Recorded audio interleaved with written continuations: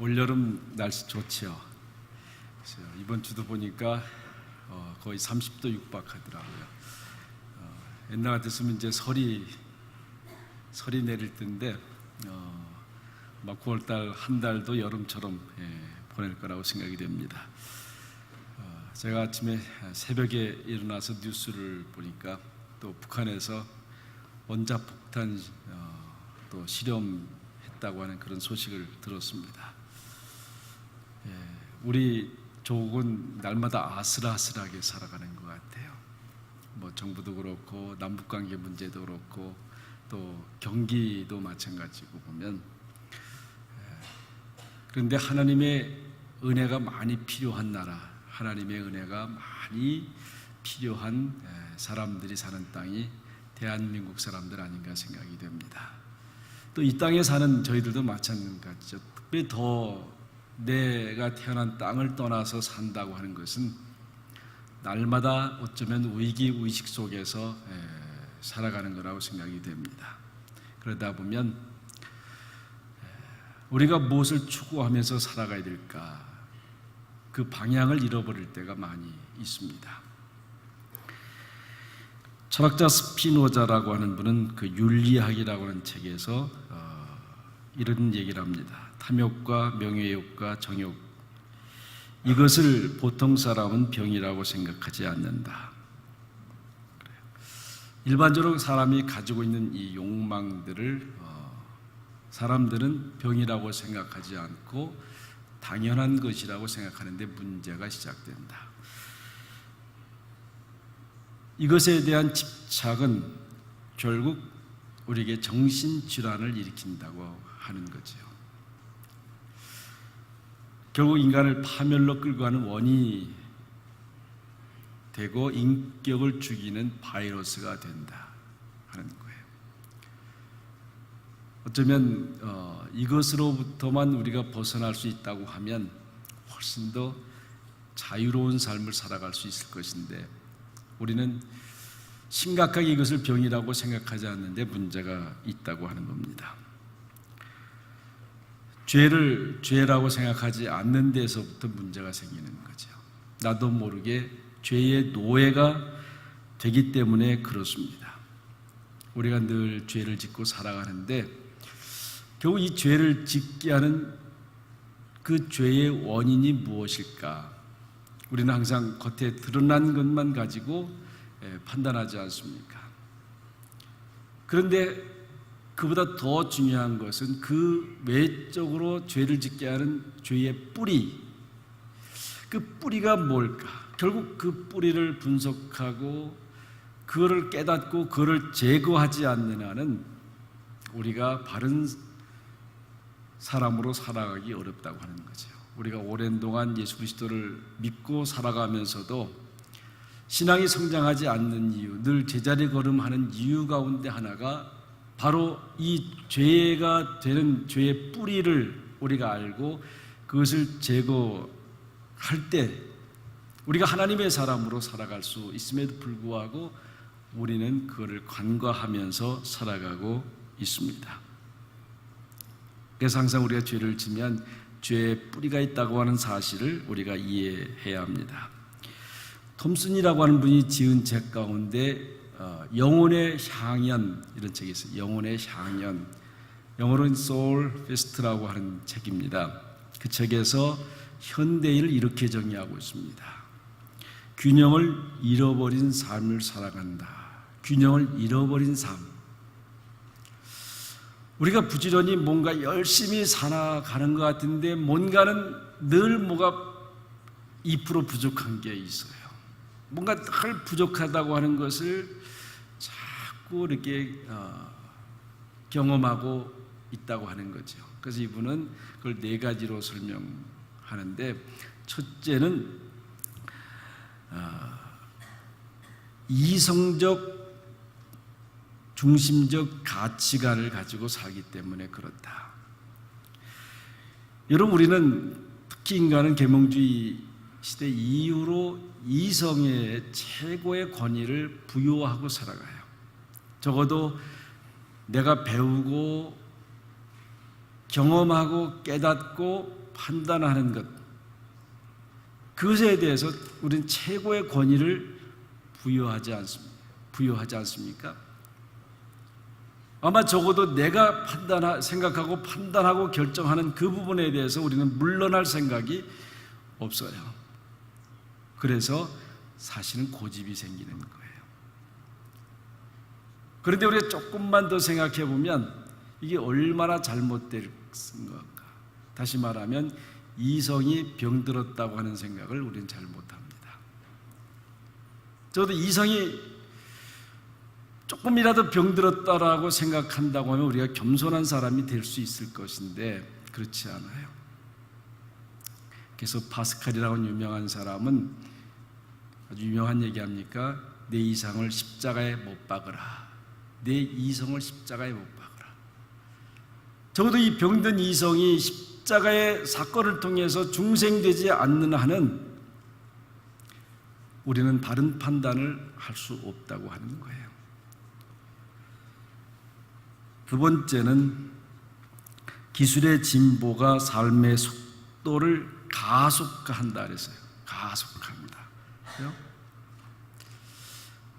아무리 생각해봐도 지금이 훨씬 더 한가하게 가야 되잖아요. 저는 우리 어머니의 삶을 쭉 되돌아보면 한 해 늘 빨래를 이고 동네 앞에 있는 그 조그마한 샘물터에 가서 빨래를 계속 하셨어요. 그리고 청소하고 밤이 되면 쇠타를 헌 풀어서 또 새 쇠타 짜고 양발을 깃고 또 겨울이 되면 아버지는 가마를 짜고 얼마나 그야말로 한시 눈꽃 뜰 새 없이 바쁘게 사셨는데 오늘날에는 다 기계가 하지 않아요? 그럼 훨씬 더 한가하게 살고 여유있게 살아야 됨에도 불구하고 오히려 현대에 사는 사람들이 옛날보다 훨씬 더 바쁘게 살아가는 것 같아요. 기술의 진보가 우리의 삶의 속도를 가속화한다는 거죠. 그러면 그 가속화된 삶에 대해서 사람이 제대로 대처할 수 있느냐? 이 톰슨이라고 하는 분은 뒤떨어진다는 거예요. 그래서 선이 무엇인지 악이 무엇인지 분간할 수 없는 그야말로 판단 기준을 잃어버리고 살아가고 있다 하는 거죠. 여기 연세 드신 분들이 많이 있지만 우리 20대들하고 대화를 해보면 어떻습니까? 세상이 굉장히 빠르게 진행돼요. 그래서 젊은이들은 그 빠르게 진행되는 것에 빨리 적응하는데 나이가 들면 안 돼요. 그래서 대화가 안 되는 거예요. 대화가 안 돼요. 여러분, 우리가 생각했던 선과 악의 구별과 20대, 30대가 생각하는 선과 악의 구별이 다르다고 하는 거예요. 그래서 균형을 잃어버린 그런 삶을 살아가고 있다라고 말하고 있습니다. 또한 세 번째는 현대에는 피상적인 것에 가치를 두는 문화가 됐다. 피상적 것에 가치를 두는 문화. 이건 말하면 옛날 시대는 절대적 가치를 부여해서요. 절대적 진리에 대해서 절대적 가치를 부여했습니다. 이것은 선이고 이것은 분명히 악이다. 그러나 지금은 상대적 가치 개념을 가지고 있는 세대에 살아가고 있어요. 사람에 따라, 시대에 따라, 연령에 따라 가치 기준이 다르다고 하는 그런 겁니다. 그래서 다른 사람의 안목과 다른 사람의 판단이 굉장히 중요한 그러한 시대에 살고 있다고 하는 거죠. 다른 사람이 어떻게 나를 생각하느냐. 우리 잘 쓰는 스타 있죠. 사람들은 특히 청년들 스타 되는 거 참 좋아하잖아요. 한국도 배우 되려고 가수 되려고 하는 사람이 수없이, 이번에 한인의 행사도 K-팝 경연대회를 했는데 외국인들이 얼마나 많이 몰렸다는 얘기를 한인 회장한테 들었어요. 그래서 옛날보다 훨씬 더 다민족들이 모인 잔치가 됐다. 많은 사람은 스타라고 했죠. 여러분, 스타라는 게 뭡니까? 다른 사람의 인기를 받는 사람들이 스타 아니에요? 죄송하지만 저는 스타들만큼 세상에 불쌍한 사람이 없다는 생각을 해요. 왜요? 계속해서 다른 사람의 이목과 시선을 끌어야 되는데 얼마나 어렵겠어요? 얼마나 어렵겠어요? 그게 안 되면 어떻게 돼요? 타락하는 거죠. 스스로 타락해요. 스스로 타락하는 방법이, 그래서 마약이 그렇게 많은 거예요. 스타들 가운데. 점점 세상이 그런 세상으로 되어가고 있다는 거죠. 그래서 결국 자기의 존재의식이나 깊은 세계관이 이제 사라지게 되고, 사람들이 나를 어떻게 평가하느냐, 그게 집착하다 보면 자기를 잃어버리는 거예요. 거기에 늘 신경 씁니다. 그리고 마지막 가장 중요한 것은, 현대의 문화는 소외에 대한 두려움을 가지고 있다. 그렇죠? 소외에 대한 두려움. 자기 혼자라고 하는, 자기가 어쩌면 어떤 공동체에서 버림받을까 하는 그러한 소외의식, 소외에 대한 두려움이 항상 있다고 하는 거예요. 그러면 굉장히 무서운 생각이죠. 그래서 타인만큼 못 되는 것, 타인같이 할 수 없다고 하는 그것에 대해서 늘 두려움이 있는 거죠. 그러다 보면 상대적 빈곤감에 빠져요. 여러분, 우리가 지금 가난한 겁니까? 우리가 가진 것이 정말 없는 겁니까? 아무리 생각해봐도 옛날보다 훨씬 더 가진 것이 많아요. 많은 것뿐만 아니라 너무 많이 가지고 있어요. 너무 많이 가지고 있어. 필요 없는 것까지 다 쌓아놓고 있잖아요. 근데 문제는 상대적 빈곤감을 가져요. 자꾸 소외의식에 대한 두려움 때문에 그런 겁니다. 물질적인 뿐만 아니라 정신적인 상대적 빈곤감이 결국 자기 존재의 상실감을 경험하게 만든다고 하는 거예요. 어떤 사람은 그런 얘기했어요. 사람은 혼자 있지 못한다. 그것 때문에 결국 망해간다. 간단한 얘기였지만 굉장한 진리요. 사람은 혼자 있지 못하는데 그것 때문에, 그 속성 때문에 망한다. 그런데 생각해보면 사람은 혼자 아닙니까? 원래 혼자예요. 옆에 사람이 많은 것 같지만 그게 다 내 사람이 아니라는 거예요. 태어날 때부터 죽을 때까지 똑같아요. 그런데 어떤 사람은 혼자 살 수 있다고, 혼자 할 수 있다라고 생각하는데 그게 망상이라는 거예요. 그것 때문에 병이 들어가는 거죠. 그것 때문에. 그래서 정말 행복이라고 하는 것은 어떤 걸까? 그런 고민을 해봤어요. 여러분, 어른과 아이의 차이는 뭘까? 어른은 혼자도 놀 수 있어요. 그렇죠? 혼자 놀 수 있어요. 아이는 절대로 혼자 놀 수 없어요. 누군가가 옆에 있어야 돼요. 만약에 우리 가운데 혼자 내재적인 행복을 누릴 수 없다고 하면 우리는 어떤 사람이냐면 아직도 미숙적인 거죠. 오늘 성경 본문에 처음부터 그렇게 얘기합니다. 사람에게 보이려고 그래요. 사람에게 보이려고. 이 6장에서는 이 말이 반복돼서 3번 나와요. 5절에 한 번 나오고 읽지 않았지만 16절에 사람에게 보이려고 하는 그런 말을 했습니다. 구제할 때를 예를 들었어요. 오늘 본문은 사실은 구제라든가 기도보다 더 중요한 주제가 뭐냐면 사람에게 보이려고 하는 단어예요. 어떻게 보면 구제를 통해서 말하지만 사람들의 심리적 상태를 이 본문에서는 말씀하고자 하는 거죠. 여러분, 구제가 무엇입니까? 구제는 누구에게 하는 건가? 그런 질문을 하는 거예요. 그럼 구제는 구제 받아야 될 그 대상에게 구제를 해요. 그러면 구제하는 사람은 적어도 구제받는 사람을 어떻게 하면 기쁘게 할까? 그렇잖아요. 그 마음을 가지고 구제를 해야 되는데 사람에게 보이려고. 지금은 그런 일이 많이 없었지만 저는 옛날부터 그런 생각했어요. 옛날에 뭐 이렇게 교회에서 선물을 들고 뭐 고아원을 찾아가기도 하고 교도소 찾아가기도 하고 그래요. 그러면 그 많지도 않은 구호품을 갖다 놓고 다 나와서 뺑 눌러 사진을 찍어요. 정말 안 했으면 좋은데.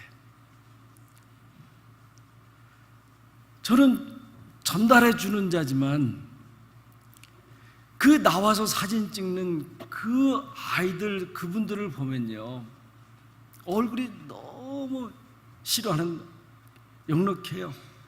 그런데 원장이라고 하는 사람이 다 나와서 사진 찍어라, 또 그 물건 몇 푼어치 들고 가서 뭐 하나 증거 남기려고 그러다가 또 교회에다 크게 사진 붙이지 않아요. 도대체 누구를 위해서 하는 건가? 전 여러분에게 정말 부탁드려요. 뭘 주고 그럴 증거를 남기기 위해서 사진 찍지 마세요. 사진 안 찍어도 괜찮아요. 저도 구제하려고 했으면 구제받는 사람을 어떻게 하면 기쁘게 할까? 저는 한국에 있을 때는 남에게 많이 주는 위치에 있어서 특별히 선교사님들한테 오시면 많은 주는 위치였는데 내가 그때 그걸 실천했어요. 오면 이제 여비도 해드리고 선물도 해드리고 이렇게 하는데 그래서 나는 절대 돈 안 준다. 그리고 그래서 받을 분한테 꼭 통장 번호 놓고 가세요. 저도 받아봤지만 그렇게 주는 게 얼마나 때로치사스러운지. 그래서 통장 번호 남겨가서 그리고 다음에 교회 은행을 통해서 보내주고 필요한 것만큼. 여러분, 우린 주는 사람은 주고 하면 끝날 수 있어요. 그러나 받는 사람은 때로 그것 때문에 비참해요. 저는 어젯밤에 북한이 원자탄 실험했다고는 그 뉴스를 보면서 어떻게 보면 정말 나쁜 사람들이지만 그 나쁘다고 하는 입장에서 왜 저들이 자꾸 저렇게 미사일을 발사하고 원자탄 시험할까? 상처가 많은 거예요. 그분들이 어렵기 때문에 강대국들 사이에서 한번 우리가 깊이 생각해 봐야 될 문제라고 생각이 됩니다.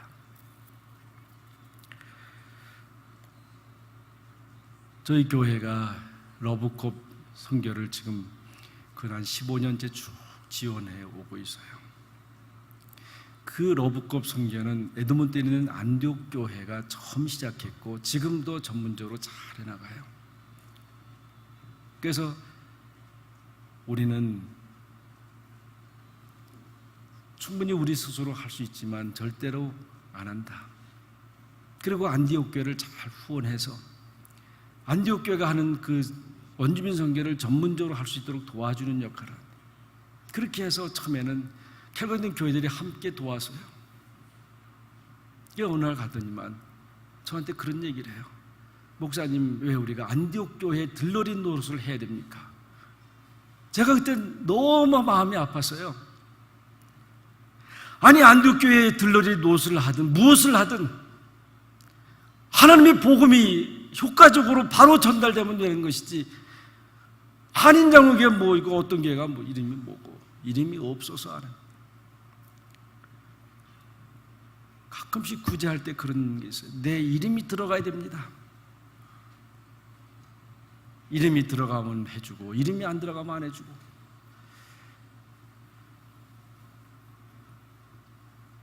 사람들의 마음은 보이려고 하는 유혹이 항상 있어요. 그런데 오늘 성경에 2절에 보세요. 이 말씀도 반복해서 나오는 말씀 가운데 하나에 자기 상을 이미 받았느니라 그래요. 자기 상을 이미 받았느니라. 여러분 누구한테 인정받고 칭찬받으면 그 상 이미 받았다. 여기 이미 받았느니라 하는 말은 원어에서는 영수증이라는 말이에요. 영수증. 칭찬을 받으면 영수증을 받은 거, 이제 더 이상 없어요. 더 이상 없어요. 우리 히브리서 11장 6절에 하나님은 자기를 찾는 자들에게 상 주는 자이심을 믿어야 할지니라. 저는 그 말씀 너무 좋은 것 같아요. 상을 받은 것보다 상을 받을 것이라고 하는 그 기대감이 훨씬 더 좋지 않아요? 여러분, 물건을 산 것보다, 사서 가진 것보다 언젠가는 저걸 내가 사서 가질 수 있다고 하는 소망이 훨씬 더 좋지 않아요?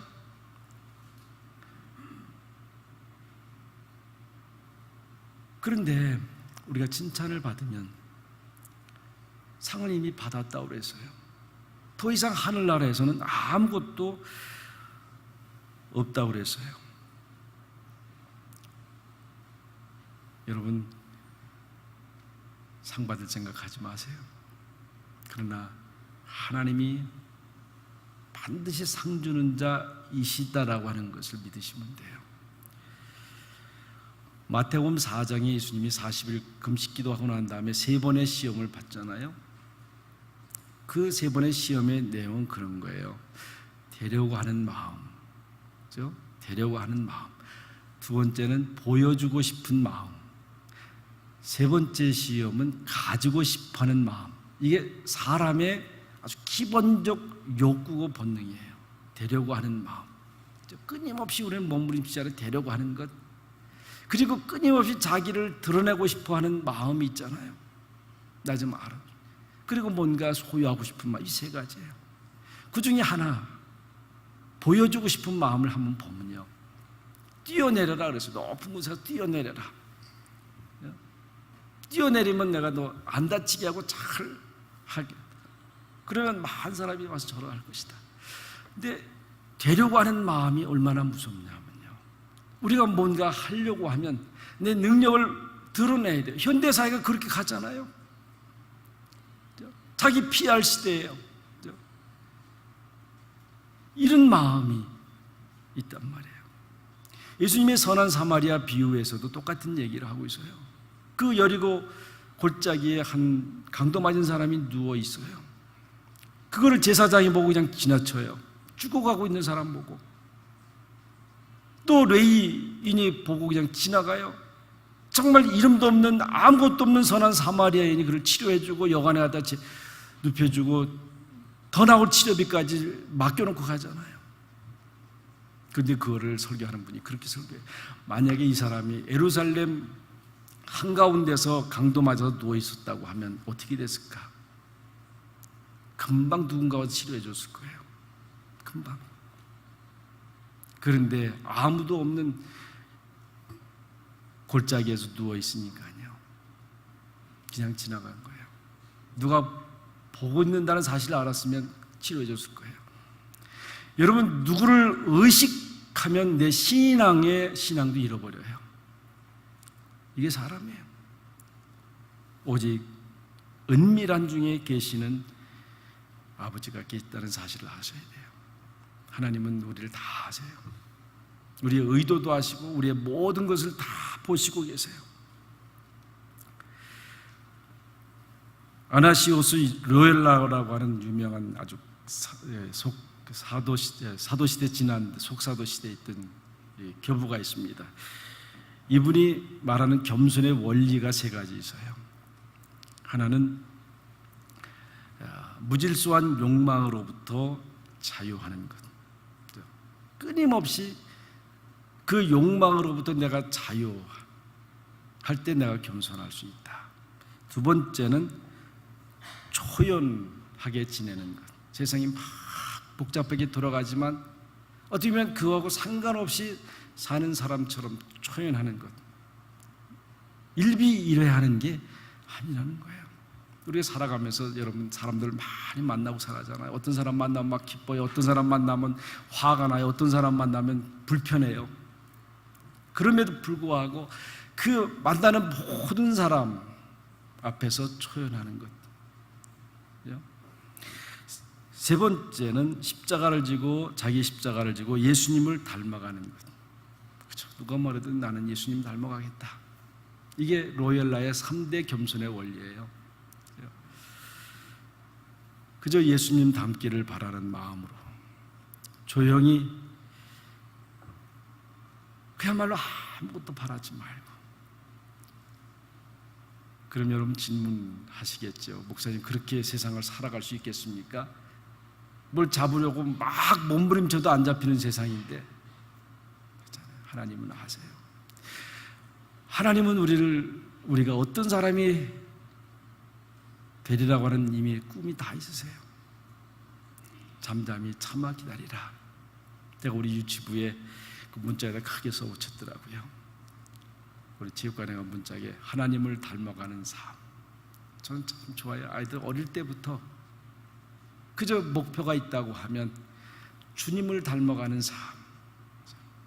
주님을 닮으면 주님이 기뻐하셔서 그에게 축복이 되고. 오늘 말씀 마지막 말씀이 그거예요. 주님은 우리가 알게 모르게 은밀한 중에 갚아주시는 주님이라고. 사람에게 보이려고 노력하지 않더라도 하나님이 갚아주신다. 여기에 우리의 자유함이 있고 기쁨이 있습니다. 다시 한번 되려고 하는 유혹, 보이고 싶어하는 유혹, 또 소유하고 싶어하는 그 유혹에서 자유함을 통해서 갚아주시는 주님을 은밀한 가운데 체험하는 여러분 되시기를 바랍니다. 기도하십시다. 하나님 고맙습니다. 내 주위에 아무도 없어도 주님이 계셔서 우리는 행복합니다. 아무도 내 사정을 몰라주어도 주님이 저희들을 알아주셔서 감사합니다. 하나님, 오직 주님만이 영원한 친구여 진실한 친구인 것을 고백하게 하시고 은밀한 중에 우리의 눈물을 씻겨주시고 우리의 상처를 씻겨주시고 또한 은밀한 중에 저들이 되어야 할 사람으로 만들어주시고 오늘도 은밀한 가운데 이루어주신 주님을 찬양합니다. 잠잠히 주님을 참아 기다림을 통해서 하나님의 놀라운 역사를 경험하는 저희들 되게 해 주옵소서.